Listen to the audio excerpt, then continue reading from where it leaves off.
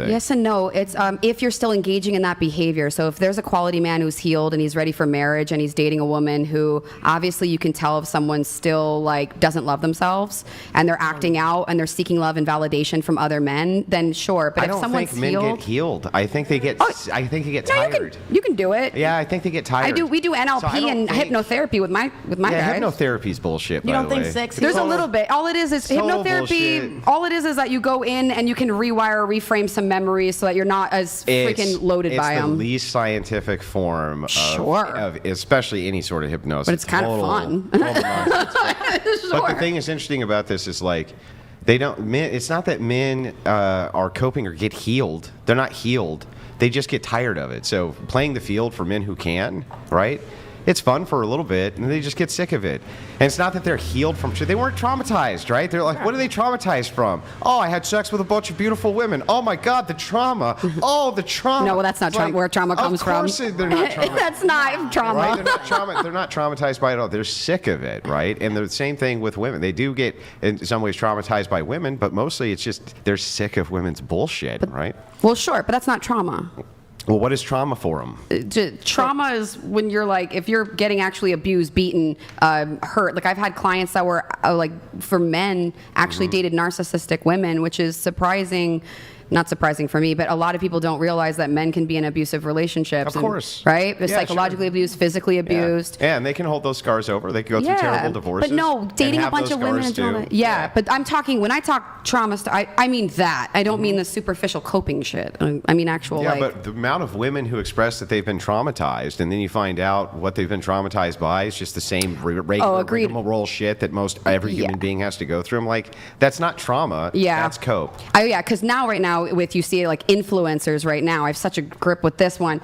They take the word trauma, or they take the word narcissist, or they take the word and they overuse it to the point where when you are actually having that or having trauma or having abuse, it's like it's gotten so blown out of proportion that the people who actually do need help or do actually have it. Well, actual narcissists are rare, and so what's happened is there's a scale. Every woman on planet Earth thinks she's a psychologist. I have no idea why, but they read something online about narcissistic tendencies and traits and don't realize how common the miscalculation between confidence and narcissism is. Yep. Oh, that was a confident man who was assertive and aggressive in his boundaries. I don't like that, so he's a fucking narcissist. He's a narcissist. It's like, no, that's not a narcissist. Correct. Yeah. So that's a very common female cope. Yeah, I think that'll change when we have more females talking to other females about that one. Like, no, you can't say that, Becky. How would that be the case when like the whole field of psychology is completely inundated with women? It's like saturated with them, and they mostly treat women.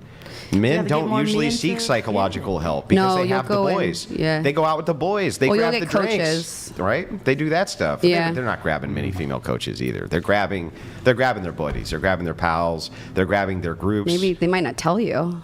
No, most men are not.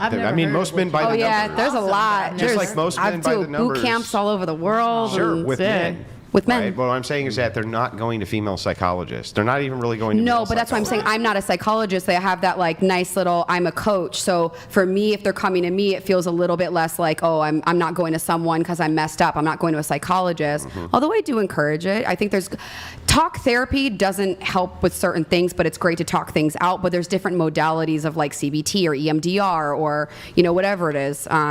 So, yeah. I think most women seek out psychological assistance from psychologists so that they can learn various forms of manipulation in order to manipulate whoever it is they're trying to manipulate, and they want the assistance from somebody who's a professional at it. Yeah, weaponizing. So it's weaponizing therapy talk. Right. We have men that do that. But anyone who's traumatized, who's not really, or an a-hole or whatever, who's not willing to take a hard look at themselves. But again, they're going to go in there, they're going to use that. If I look at the numbers, though, and I look at the numbers of women who seek psychologists versus men, it's overwhelmingly women, and it's overwhelmingly women in the field. So can you always make the case, the other sex also engages in that? It's like, but to the degree of it, it's not even close. Well, yeah, unless they Google it. You can Google all day long and not have to go to someone and spend money and $300 a pop to go to a psychologist to learn the jargon. You could just Google it online. It's true. It's everywhere on Instagram, it. Well, psychology is a study of the mind, right? I don't consider it even scientific. I never have. It has scientific elements for data gathering and things like this, but it's not itself a science. That's why it's considered a soft science.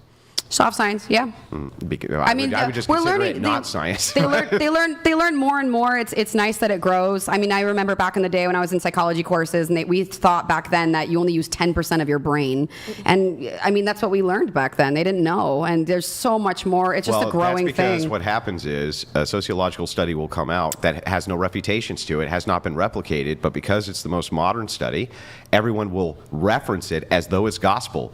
Within 2 years, the refutation comes out, but what? Everybody inside their mind, they already have this bad information, right? Right, yeah. They already have exactly. the bad information. I mean, look at... I still hear people say we only use 10% of our brain. Oh, you I do? still hear people say that left-handed people are more creative. I still hear people say that people with blue eyes are generally taller. I see people say all short. sorts. I see With people. blue eyes. I see people say all kinds of crazy shit. Yeah. Right?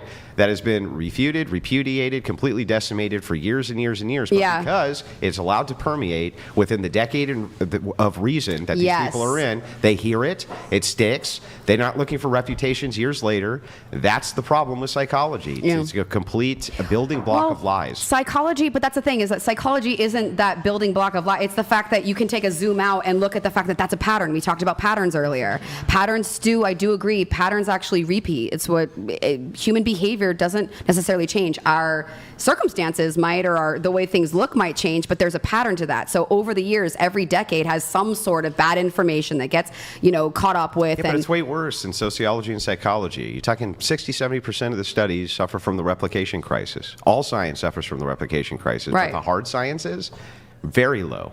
When you go back like to chemistry. when you go back to replicate a chemistry experiment, Sure. really easy. You take this chemical, this chemical, this chemical, you put in the same conditions, right? Yeah. The human element is very confounding, especially when you're not studying the direct biological. Yeah. So they go out to replicate the sociological studies like 70%. In Canada, it's worse. Canada was worse. It was like 80% plus. They couldn't replicate the studies if they got the same participants, Yes. the same scientists, and the same control conditions. Yeah. So it's like, why the fuck would I ever trust any science that's 80% wrong or 70% wrong or 60% wrong? I don't know. I do that too, because I remember people were talking about Freud for a long time, and that guy was fucking nuts. I hated him. Yeah, but studying wait that. a second. He made psychotherapy, and he did a lot of hypnotherapy. He did. We took a lot of that, and hopefully you grow. Hopefully you learn. The one thing that I like about it is, like, hopefully you can take a mistake and learn from it and grow from it and do better. But I mean, there's some cool elements. Take what you like, discard the rest. And that's about it. I think it goes back to control, because like what we were talking about with the body count thing, and even this, like, it's unpredictable. You can't quantify it. You can't hypnotize it. Like, we keep trying to put these calculable elements on dating and love, and like my mindset on it all is, it's not. Like, it doesn't matter how many people you've had sex with. It doesn't matter, I won't say your trauma, but like, we're trying to calculate the human experience, especially relationship wise, and it's incalculable. Like, you don't wake up and you say, I'm gonna eat eggs, and I'm gonna eat eggs every day for the rest of my life, and I'm gonna have a pizza, and I'm gonna be bad if I have pizza. Like, your genitals are not one-time use, because if that was the case, the first person you linked it with or had sex with, you would only be able to orgasm with them. You would only be able to procreate with them. Like, we have multi-use organs, but we try to make them single-use or monogamous, and that's cool if you find that, but I just feel like biologically speaking, we're not even biologically set up for monogamy. But if you can do a thing, it doesn't mean you should do a thing. Yeah, I mean, and that's very and not only that, circumstantial. like I think that you would even agree that not really, like, there's a lot of calculable risks that you intuitively know. Like, you've heard this advice from your parents, for instance, right? Don't date someone who treats you bad. Something simple, right? Yeah. Well, you'd be looking for patterns for bad treatment, right? So there's like no way around pattern recognition, especially when it comes to dating and things like this, so that Especially you for can women. mitigate risk. Yeah, You 'cause go, we're told, oh, don't you're date the treating guy me who bad. Don't be broke. with a person who treats Don't you bad, date the right? Yeah, right? That's calculating risk. And it's incalculable. Quick thing here.